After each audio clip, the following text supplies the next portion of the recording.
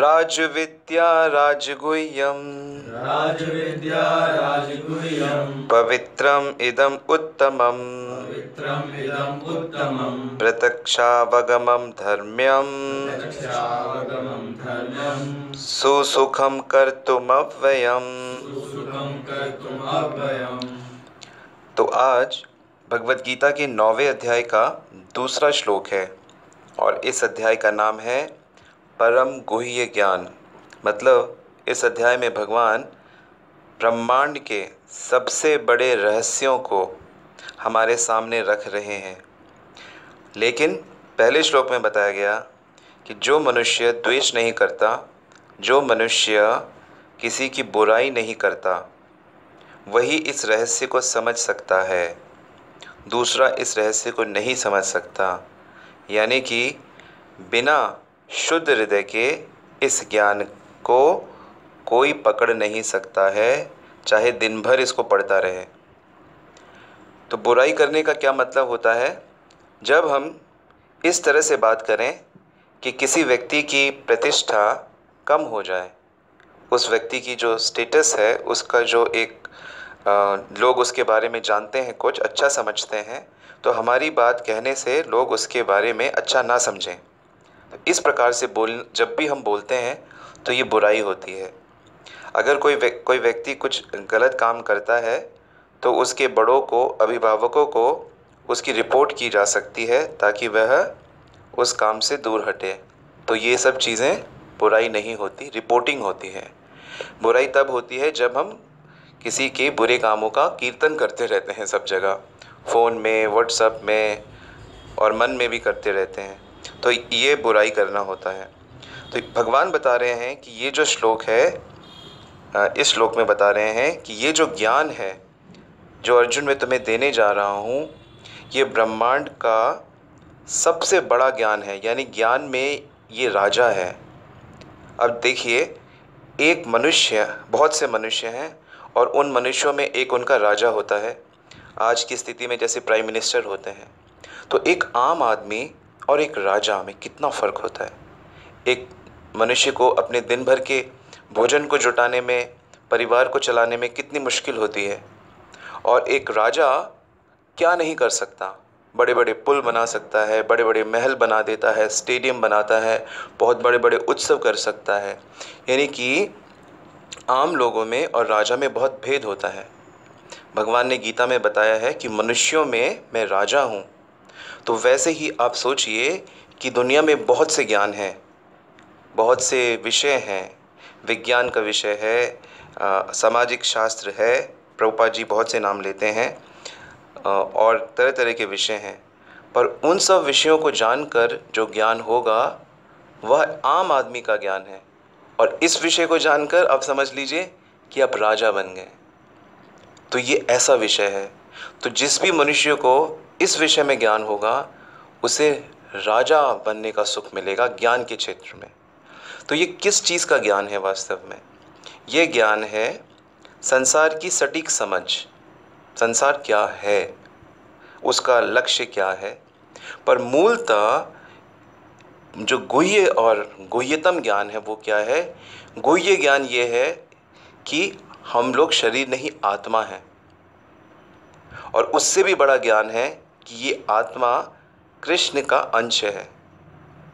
और उससे भी बड़ा ज्ञान है, जो सबसे बड़ा रहस्य है, वह है कि आत्मा का कृष्ण से प्रेम है। ये जो प्रेम का संबंध है, ये दुनिया का सबसे बड़ा रहस्य है। तो ये आदान प्रदान भगवान कैसे करते हैं, इसके विषय में इस अध्याय में बताया गया है। तो ये दुनिया का सबसे बड़ा रहस्य है। और इसको जानने के बाद अगर किसको ये बात समझ में आ गई और उसकी चेतना में ये बैठ गई और ये इसी धरातल पे अपने जीवन को जीता है, वो उस अपनी सारी क्रियाओं को भगवान की सेवा रूप में करता है, वो अपने सारे कष्टों को भगवान के द्वारा भेजा हुआ ही देखता है। उसके जीवन में जो कुछ होता है वह सब ईश्वर से संबंधित ही वह देखता है। तो उसके जीवन में प्रतिकूलता, अनुकूलता सब भगवत प्रसाद होता है, इसलिए वह परम आनंद में रहता है। तो इस धरातल पे हमें सारे कार्य को करना चाहिए। और ये जो ज्ञान है ये राजगुह्य है। भगवान कह रहे हैं कि ये जो विषय है आत्मा का, परमात्मा का और भक्ति का और प्रेम का, ये आसानी से समझ नहीं आता, आसानी से यहाँ पे नहीं समझ आता, क्योंकि ये जो जगत है ये भौतिक जगत है, यहाँ नासमझी का जगत है। और समझी का जो जगत है, ज्ञानवान का जगत है, प्रेमियों का जो जगत है, वो आध्यात्मिक जगत है। गोलोक धाम, वैकुंठ धाम, साकेत धाम, श्वेत द्वीप, अनगिनत धाम है, अनगिनत। भगवान के जैसे अनगिनत स्वरूप होते हैं, ऐसे ही भगवान के अनगिनत धाम होते हैं, शहर होते हैं, गांव होते हैं। सब कुछ जैसे यहाँ पे आपको दिखता है, वहाँ पे वो अपने असली फॉर्म में है, वहाँ पे वो अविनाशी फॉर्म में है। यहाँ पे जो कुछ है वो परिवर्तनशील फॉर्म में है। यहाँ नदियाँ हैं, बदल जाएंगी, सूख जाएंगी, नई नदियाँ बन जाएंगी। यहाँ आपने देखा होगा कि जो ज़मीन भी है उसमें कितनी लेयर्स बनती जाती हैं, बनती जाती हैं, बनती जाती हैं। ये जगत परिवर्तनशील है। हमारे देश में जितने लोग रहते हैं, 125 करोड़ लोग हमारे देश में रहते हैं, या इस पृथ्वी पे मान लीजिए कि 700 करोड़ लोग रहते हैं, तो 100 साल बाद एक भी व्यक्ति नहीं रहेगा, 700 के 700 बदल जाएंगे। अभी 2018 चल रहा है, तो 2028 माफ़ कीजिए 2128 में सारे के सारे लोग बदल जाएंगे। उसके 100 साल बाद फिर सारे बदल जाएंगे। तो यहाँ संसार में हर चीज़ परिवर्तित होती रहती है। हालांकि हम ही लोग अलग अलग शरीर धारण करके आते हैं, परंतु भूल जाते हैं सब कुछ। लेकिन उस जगत में जो देह होता है वो आध्यात्मिक देह होता है, स्वरूप होता है, उसे स्वरूप कहते हैं। वो नित्य रहता है, वहाँ समय काम नहीं करता, वो भगवान की पराशक्ति होती है। तो ऐसा जगत है। और ये जो ज्ञान भगवान बता रहे हैं पवित्र से भी पवित्र है। कोई कितना ही बड़ा पापी हो, कितना ही बड़ा राक्षस हो, कितना ही बड़ा दुराचारी हो, जैसे ही इस ज्ञान के कांटेक्ट में आएगा तुरंत पवित्र हो जाएगा, तुरंत पवित्र हो जाएगा। जैसे मनुष्य लोग बहुत गलत सोचते हैं, द्वेष होता है, वासनाएं होती हैं, पर जैसे ही भगवत भक्ति उसके जीवन में आती हैं, थोड़े ही समय में उसकी सारी गलत भावनाएं परिवर्तित हो जाती हैं। कईयों को कई प्रकार के व्यसन होते हैं। कोई चाय पी रहा है, ये भी एक व्यसन है, तो धीरे धीरे उसकी चाय उसके जीवन से चली जाती है। कोई शराब पी रहा है, कोई सिगरेट पी रहा है। आज के समाज में घर घर में कितनी समस्या है, लोग कितने प्रकार के नशे कर रहे हैं, परंतु जैसे ही कोई भगवान का नाम जप करता है, जैसे कोई अपनी स्थिति को समझता है, तो उसके जीवन से नशे चले जाते हैं। कितने लोग हैं जो अपने को ज़िंदा रखने के लिए दूसरे पशु पक्षियों को मारते हैं, उनको खाते हैं, खुद जीने के लिए दूसरों के प्राण हरण करना। तो शास्त्र इसके लिए मना करता है। शास्त्र कहता है आप दूसरे जानवरों को तभी खा सकते हैं जब आपके पास कोई और दूसरा उपाय ही ना हो। मान लीजिए आप समुद्र के बीच में एक छोटी सी नाव में फंस गए, तब आप कैसे ज़िंदा रहेंगे? तो वहाँ मछलियों को आप पकड़ सकते हैं, उनको आप खा सकते हैं। या आप जंगल में ऐसे फंस गए जहाँ पे कोई और भोजन नहीं मिल रहा, तब ऐसी विषम परिस्थिति में आप, शास्त्र कहता है कि आप अपने प्राण की रक्षा कर सकते हैं। परंतु यदि जीभ के लोभ के लिए, जीभ के स्वाद के लिए यदि हम दूसरे प्राणियों को मारते हैं और उससे अपने जीवन की रक्षा करते हैं, तो ये शास्त्र कहता है ये बहुत बड़ा पाप है, इसका फल आपको लेना पड़ेगा। कोई दूसरा प्राणी भी आपको किसी समय खाएगा फिर। तो इसलिए जैसे ही मनुष्य भक्ति में आता है तो वह तुरंत पवित्र हो जाता है। तो जो इस ज्ञान में शुरू से रहेंगे उनके जीवन में इस तरह की चीज़ें आएंगी ही नहीं। और उत्तमम बताया गया है इसे कि बहुत ही दिव्य ज्ञान है, और इसका जो आनंद है, जो सुकून है, जो पीस ऑफ माइंड है, वो प्रत्यक्ष अनुभव होता है। यानी कि यदि कोई इसे सही तरीके से करे तो उसको अनुभव होगा। कई बार भक्त लोग ये कहते हैं कि हमें वो आनंद नहीं आ रहा, वो आनंद नहीं आ रहा। वो आनंद इसलिए नहीं आ रहा क्योंकि आप कहीं ना कहीं कुछ गड़बड़ कर रहे हैं। ऐसा हो नहीं सकता।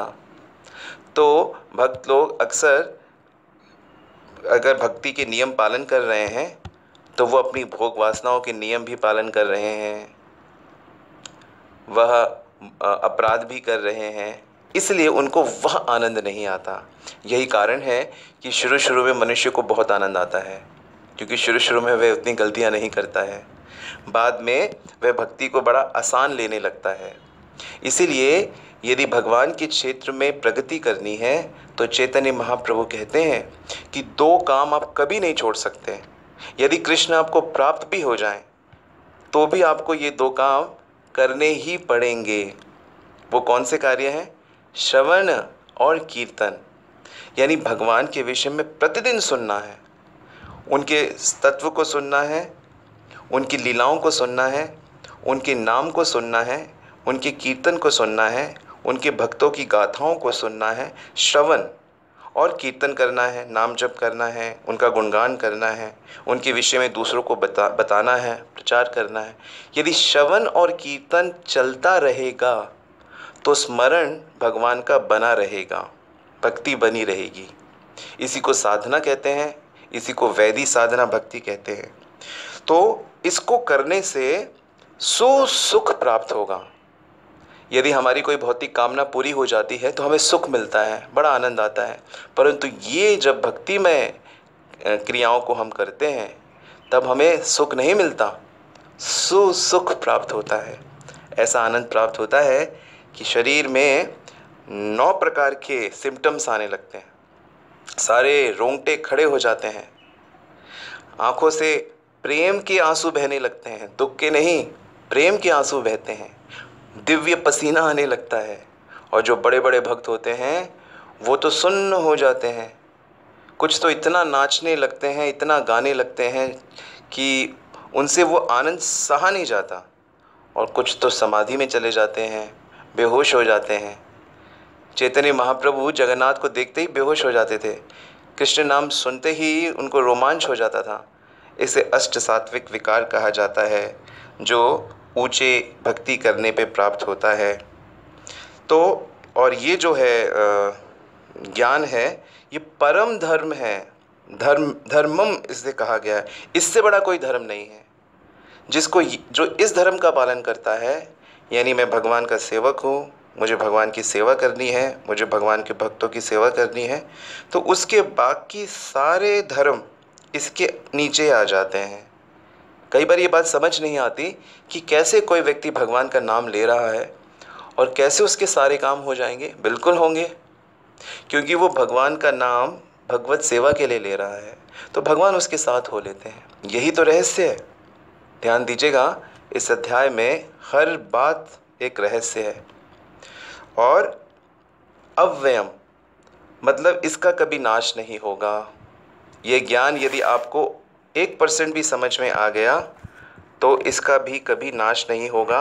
आप यदि शरीर छोड़ देंगे, दोबारा से मान लीजिए पैदा हो गए, क्योंकि आपकी भक्ति पूरी नहीं हुई, तो आपने जितनी इस समय कर ली है उसके आगे से आप अगले जन्म में करेंगे। तो इस जन्म में भी जो आप भगवान की भक्ति कर रहे हैं वो पिछले जन्म से कंटिन्यू हो रही है, और भगवान इसमें पूरा अपनी तरफ से आपका सहयोग करेंगे।